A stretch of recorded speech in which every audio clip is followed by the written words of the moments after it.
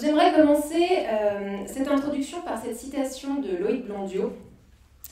Comment un régime institutionnel, la représentation, qui exclut la participation des citoyens à l'exercice du pouvoir, en est venu à être désigné par un terme, la démocratie, dont le sens étymologique, aussi bien que l'interprétation classique, implique au contraire cette participation. Il y a aujourd'hui une interrogation sur la capacité des instances politiques traditionnelles à répondre aux défis lancés par la transformation des sociétés contemporaines. Bon, je vous laisse méditer, je reviens dans un instant. Trêve de plaisanterie. La démocratie est un processus évolutif, non quelque chose de constant. Elle est perpétuellement réinventée pour s'adapter aux demandes et ou aux standards contemporains. Ce qui était jugé acceptable tout au cours du XXe siècle semble bien peu adapté aux aléas de nos sociétés postmodernes. Les citoyens d'aujourd'hui, vous le savez certainement mieux que moi, attendent de leur démocratie plus de participation, plus de transparence, moins de corruption, un traitement équitable des minorités et de manière générale, plus de poids dans la décision publique. Alors, naît alors un remarquable paradoxe.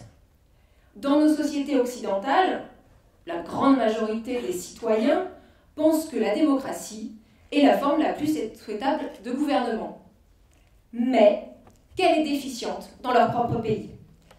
On croit alors que la guérison d'une démocratie malade, en crise, passe par un seul et même remède, que je pourrais résumer par ce slogan: plus de démocratie pour une meilleure démocratie pour plus de démocratie.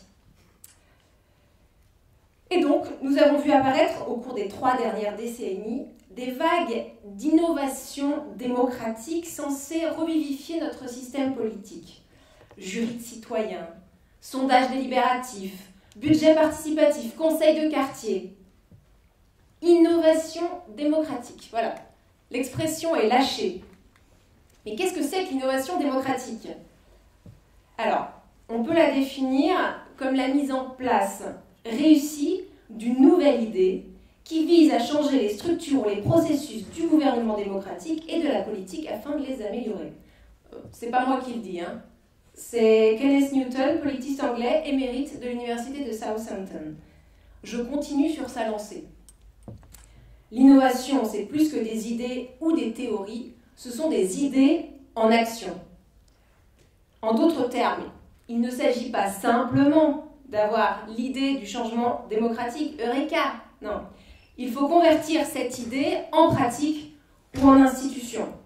À quoi bon, par exemple, avoir l'idée que la voix d'un homme, tout simplement, est égale à celle d'une femme, s'il n'y a pas d'institution pour la mettre en œuvre? Graham Smith, professeur de sciences politiques à l'université de Westminster, désigne de son côté les innovations démocratiques comme des institutions spécifiquement conçues pour augmenter et approfondir la participation des citoyens au processus de décision politique, soit une définition assez similaire, mais plus orientée en ce sens vers la décision publique. Mais ce qui est le plus intéressant dans le travail de Graham Smith, c'est sa grille de lecture qui concerne la pertinence des cas analysés en tant qu'innovation démocratique. En un sens, ce qui fait qu'une innovation démocratique est innovante démocratiquement. Alors c'est le moment de prendre des notes, hein, pour ceux qui ne sont pas... Voilà. Vous aurez le droit de critiquer cette grille de lecture tout au long de la journée. Hein, c'est possible, c'est envisageable, on est là pour ça. Alors on relève selon lui 6 critères de qualité dans une innovation démocratique. La transparence, l'efficacité, la transférabilité, le jugement considéré, le contrôle populaire et enfin l'inclusion. Alors, la transparence, le premier, désigne, toujours selon lui, l'ouverture relative d'un dispositif démocratique au grand public et aux participants. Alors, cette ouverture va développer un sentiment de confiance envers ceux qui sont en mesure de décider. Donc, les participants sont ainsi en position de comprendre les conditions mêmes de leur participation. le grand public en position de légitimer et de juger de la fiabilité et de la robustesse de la décision qui découle de ce dispositif. Le second, l'efficacité. Bon, c'est ce que la plupart de nos concitoyens reprochent aujourd'hui à nos dispositifs de démocratie participative institutionnalisés. C'est un critère qui va désigner ici les conditions de leur pardon, je me suis embrouillée. C'est un critère qui va désigner en quelque sorte le rapport qualité-prix, qu'on pourrait aussi dire coût-bénéfice, le ratio coût-bénéfice de la participation, non seulement pour les pouvoirs publics, mais aussi pour les citoyens qui participent. Le troisième critère, c'est celui de la transférabilité. Alors pour ceux qui écrivent, c'est T-R-A-N-S. Bref, c'est la possibilité d'utiliser le dit dispositif démocratique, la dite innovation démocratique, dans un autre contexte socio-économique, à d'autres échelles, pour d'autres enjeux. On sait par ailleurs que la plupart des innovations restent cantonnées à des échelles toutes relatives, comme le budget par exemple participatif de Porto Alegre. Le budget participatif de Porto Alegre, lui, par contre, s'est diffusé à des échelles bien plus grandes, puisque, pour donner l'exemple, on l'a vu apparaître dans la ville de Paris avec le budget participatif de la ville de Paris. Nouveau critère, le jugement considéré. Alors, le jugement considéré, on pourrait le définir comme le fait de donner aux citoyens l'ensemble des informations, des connaissances, de cadrage nécessaires à la compréhension d'un enjeu. Alors, ce jugement considéré va comprendre aussi la connaissance des points de vue d'autrui.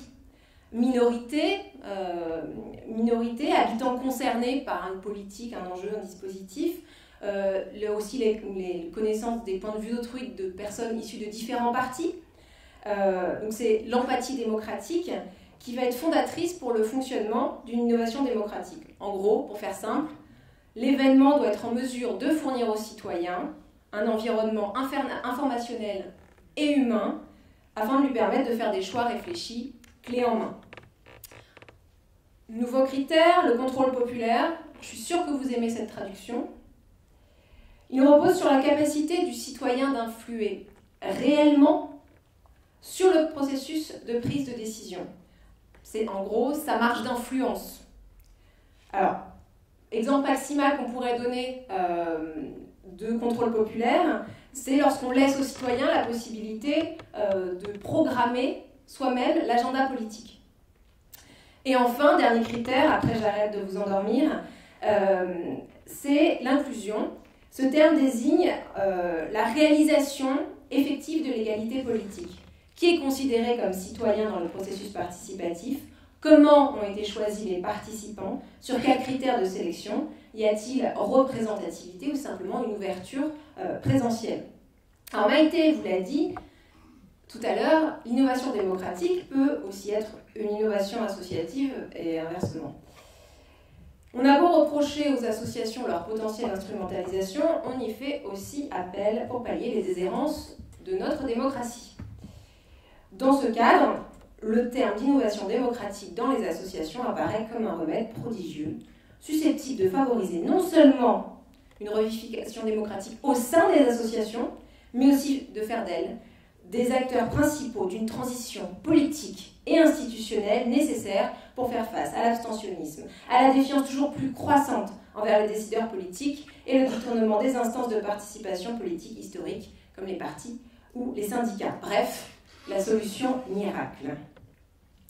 Alors, en gardant à l'esprit la grille de lecture que je viens de vous donner, qui est une grille de lecture généraliste sur la participation citoyenne de Graham Smith, on pourrait se demander, concernant les associations, comment les associations développent-elles des instruments de démocratie directe, visant la participation du plus grand nombre dans la gestion de la chose publique, via des processus délibératifs et ou d'expression du conflit?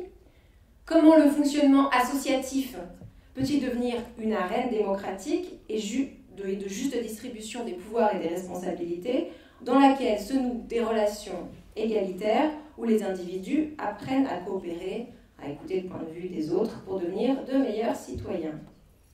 Mais surtout, le faut-il seulement? La revendication des associations comme lieu et outil d'innovation démocratique s'inscrit dans un contexte plus généralisé, en France notamment, de culte de la nouveauté et d'injonction à l'innovation. Innovation sociale, innovation numérique et à la démocratie. Souvenez-vous du slogan que je vous ai donné tout à l'heure, une meilleure démocratie pour plus de démocratie pour une meilleure démocratie. Quel dossier de demande de subvention ne contient pas aujourd'hui cette question: en quoi votre projet est-il innovant? C'est à se demander s'ils ne sont pas tous intégralement revus pour intégrer à présent spécifiquement ce point: votre projet est-il innovant? Or, il existe des pratiques, des méthodes, des actions qui ont fait leurs preuves. Pourquoi faudrait-il les remplacer par quelque chose de nouveau? Et en outre, quelles sont les limites seulement de cette innovation? Jusqu'où doit-on aller pour démontrer que notre idée, notre projet n'a pas déjà été expérimenté ailleurs?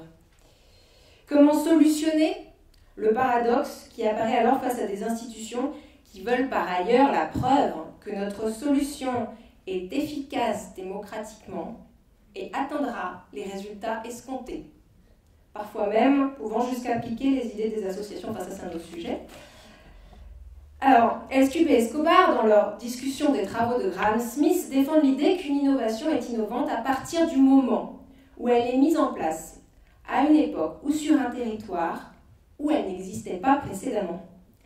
Autrement dit, le budget participatif de la ville de Paris est une innovation démocratique, ce que je vous disais tout à l'heure, et ce, bien alors que des budgets participatifs existaient bien avant celui de la ville de Paris. À Porto Alegre, ailleurs, il y en a pas mal dans le monde.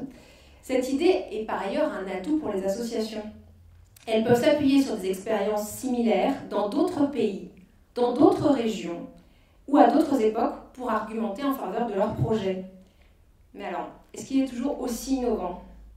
Alors, cette injonction à l'innovation fait apparaître d'ailleurs des phénomènes d'affichage et de marketing démocratique par lesquels les associations mettent en place des innovations démocratiques de façade, pour parler simplement des dossiers de subvention, ou même à des fins de communication. Ce n'est parfois pas de leur propre gré. Et oui, notre rôle à tous aujourd'hui est d'éclairer ces paradoxes, ceux que je viens de vous citer, traversant l'inventivité associative actuelle, tels que les écarts entre revendication de l'innovation et mise en place effective, les hypothétiques tensions entre la démocratie comme processus, en gros les moyens, et la démocratie comme finalité, en gros les objectifs, mais aussi d'interroger et d'illustrer aussi bien la nature et les formes de ces innovations, comment elles se créent, comment elles se diffusent au sein du monde associatif, parfois même à des échelles internationales, le sens donné à leur développement ainsi que le périmètre. En d'autres termes, aujourd'hui, on va travailler sur tout ce qui est susceptible d'alimenter le débat sur les innovations démocratiques dans les associations et questionner surtout la manière dont l'innovation démocratique fait sens dans votre réalité à vous. Alors, association, innovation ou chimère démocratique, c'est ce qu'il nous faudra déterminer ensemble. Je vous remercie.